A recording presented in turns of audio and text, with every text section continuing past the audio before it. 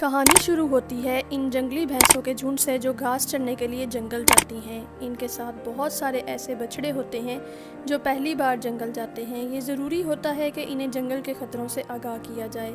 इसके लिए वो भैंस ये बहुत सोच विचार के बाद अपने झुंड में मौजूद सबसे ताकतवर और ट्रेन भैंसे का इंतखाब करती है कि ये इन भैंसों की ट्रेनिंग करेगा। ट्रेनिंग का पहला दिन होता है और जैसे ही शुरू होती है इस वक्त एक शेर झाड़ियों से निकलकर भैंसों के झुंड पर हमला कर देता है।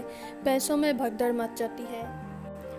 इनमें से एक बछड़ा अपनी जान बचाने के लिए जंगल की तरफ भागता है। शेर इन सभी को छोड़कर इसके पीछे जाता है। पहला वार इसकी पीठ पर जिससे वो बछड़ा गिर जाता है। शेर अपने नुकीले दांत इसकी गर्दन में गाड़ देता है और इस आसानी से इसका शिकार कर लेता है। अपने साथी को खो देने का दर्द इन सब को ही होता है। इस हादसे के बाद शेर के शिकार से कैसे बचा जाए इस पर सोच विचार शुरू हो जाती है। अब भैंसों की राय होती है कि ट्रेनिंग को और भी बेहतर बनाया जाए और अब रोज़ जंगली भैंसों को ट्रेन करने का काम एक बहुत ही जाना माना भैंसा शुरू कर देता है, जिससे शेर का सामना होने पर इससे भागने की बजाय आंखों में आंखें डालकर इसका सामना करना, अपने सींगों को पूरी ताकत से हवा में इधर उधर लहराना, अपने पैरों को पूरी तरह से ज़मीन पर रगड़ना ताकि पता चल सके कि सामने वाला कमज़ोर नहीं है बल्कि इसका सामना करने के लिए पूरी तरह से तैयार है।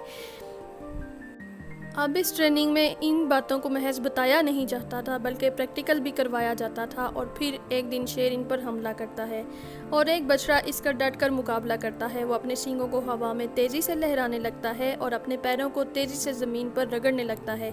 इसकी हिम्मत देखकर बाकी भैंसें भी इसके इर्द गिर्द घेरा बना लेती हैं। शेर अपने आप को इनके जाल में फंसता देखकर वहाँ से भागने लगता है।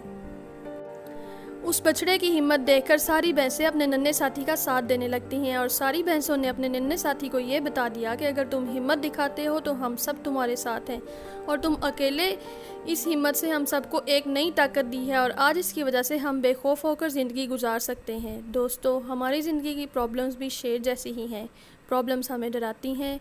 जितना हम इनसे दूर भागने की कोशिश करते हैं हम अपने आप को उतने ही करीब पाते हैं।